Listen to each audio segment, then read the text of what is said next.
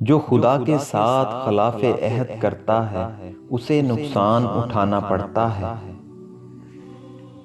اپنی ذات کی نفی کیے بغیر منزل پانا ممکن نہیں، میں کہنے میں نامرادی ہے۔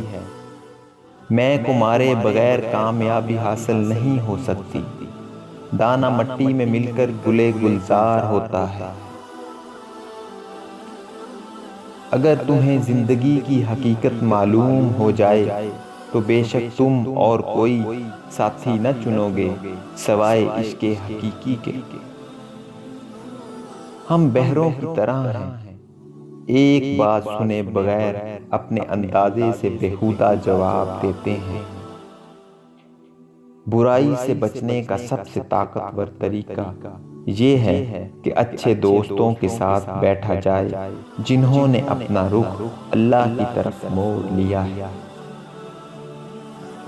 نور کے لیے نور بن، آگ کے لیے آگ، پھول کے مقام پر پھول بن اور کانٹے کی جگہ کانٹا۔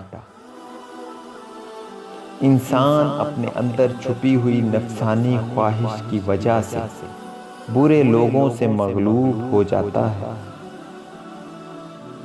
عشق حقیقی ہو یا عشق مجازی، دونوں میں شرک کی گنجائش نہیں ہوتی۔